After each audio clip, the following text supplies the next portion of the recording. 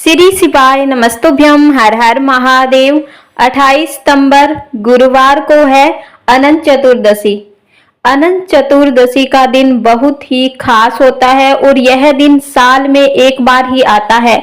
इस दिन के लिए गुरुदेव ने विशेष उपाय बताए हैं। आपको ये उपाय जरूर करने हैं। ये उपाय सभी को करने हैं क्योंकि आज के टाइम में हर कोई परेशानियों से जूझ रहा है। किसी के पास धन की कमी है तो किसी के पास यदि धन है तो रोग या कोई और समस्याएं हैं।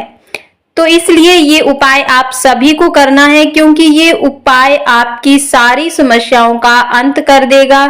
इस बार अगर चुके तो आपको पूरा 1 साल लगेगा, इसलिए आपको चुकना नहीं है। अनंत चतुर्दशी के दिन ये उपाय आपको जरूर से करने हैं, जो कि गुरुदेव की कथा से सुनकर समझकर बहुत ही सरल तरीके से वीडियो के माध्यम से आपको समझाने का प्रयास करूंगी।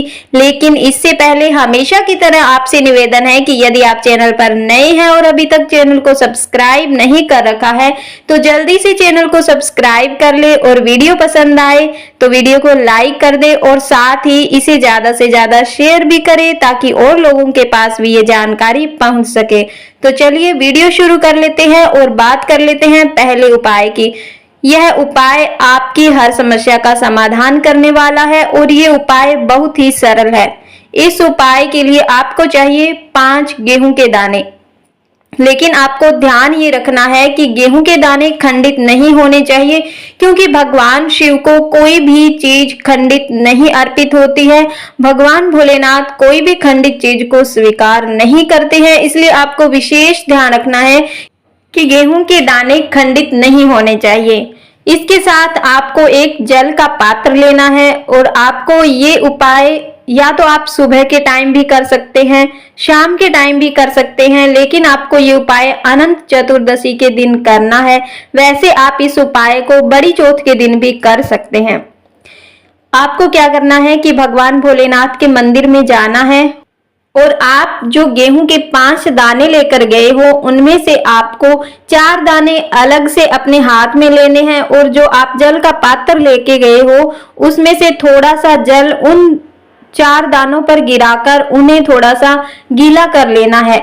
इसके बाद आपको क्या करना है कि जो शिवलिंग में भगवान गणेश जी का स्थान है उस स्थान पर आपको ये चारों दाने, गेहूं के जो 4 दाने हैं वो आपको अर्पित करने हैं और अर्पित करते टाइम आपको ओम गम गणपते नमः का जाप करना है। ये जाप करते हुए आपको वो दाने गणेश जी के स्थान पर अर्पित करने हैं और उसके बाद जो आपका जो कलश है उसमें जो जल है वो जल थोड़ा सा आपको वही गणेश जी के स्थान पर अर्पित करना है। ये उपाय करने के बाद आपको अपनी जो भी समस्या है, चाहे वो धन संबंधी है या फिर आपको किसी रोग ने घेर रखा है या आपका कोई कार्य नहीं बन रहा, उस समस्या का आपको स्मरण करना है और भगवान गणेश से प्रार्थना करनी है कि आपका वह कार्य सफल हो जाए जो आपका कार्य नहीं हो रहा। इसके बाद जो आपका 1 दाना बचा है और जो थोड़ा जल बचा है कलश में, आपको क्या करना है कि वो 1 दाना भगवान भोलेनाथ की शिवलिंग के शीर्ष भाग पर अर्पित करना है। अपनी जो भी मनोकामना है उसका स्मरण करते हुए और फिर जो जल बचा है वो जल भी भगवान भोलेनाथ पर अर्पित करना है। अर्पित करते टाइम आपको श्री शिवाय नमस्तुभ्यम मंत्र का जाप करना है। इतना करने के बाद आपको वहां पर 5 मिनट रुकना है और श्री शिवाय नमस्तुभ्यम मंत्र का जाप करना है। उसके बाद आपको घर आ जाना है। यदि आप अनंत चतुर्दशी के दिन ये उपाय कर लेते हैं तो आपकी सारी समस्याओं का अंत होना निश्चित है। चलिए अब बात कर लेते हैं दूसरे उपाय की। इस उपाय को करने के लिए आपको चाहिए दुर्वा। दुर्वा कैसी चाहिए? 3 गांठ वाली।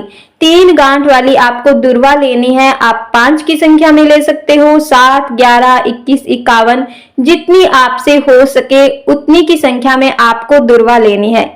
लेकिन आपको एक विशेष बात का ध्यान रखना है कि जो भी आप दुर्वा ले रहे हो, चाहे 5 की संख्या में या 21, 51 जितनी भी ले रहे हो, उस दुर्वा को जब आप बंडल बनाओगे उस दुर्वा का, तो उसे मोली या किसी धागे से नहीं बांधना है। आपको ध्यान रखना है कि आप एक अलग से दुर्वा लीजिए और उसी से उसको बांध लीजिए। आपको मोली या धागे से नहीं बांधना है, वरना भगवान गणेश इसे स्वीकार नहीं करते। अब क्या करना है कि आपने जितनी भी, अगर 5, 11, 7 जितनी भी ली है, उस दुर्वा को और एक जल के पात्र को लेकर आपको पहुंचना है भगवान भोलेनाथ के मंदिर में अनंत चतुर्दशी के दिन। वैसे आप इस उपाय को वहां भी कर सकते हैं जहां आपने गणेश स्थापना कर रखी है, यानी कि यदि आपने अपने घर में गणेश स्थापना कर रखी है तो आप इस उपाय को वहां भी कर सकते हैं।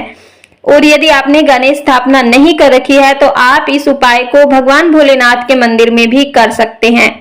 आपको क्या करना है कि आपको शिव मंदिर में जाना है और शिव मंदिर में शिवलिंग में जो भगवान गणेश जी का स्थान है, उस स्थान पर आप जो दुर्वा लेकर आए हो उस दुर्वा को अर्पित करना है। अर्पित करते टाइम आपको ओम गम गणपते नमः का जाप करना है। दुर्वा अर्पित करने के बाद आपको भगवान भोलेनाथ पर जल अर्पित करना है। आपको वैसे ही जल अर्पित करना है, थोड़ा सा जल भगवान गणेश जी को, फिर कार्तिकेय जी को, फिर अशोक सुंदरी को, फिर माँ पार्वती का जहां हस्त कमल है वहां पर, और फिर उसके बाद भगवान भोलेनाथ पर जल अर्पित करना है।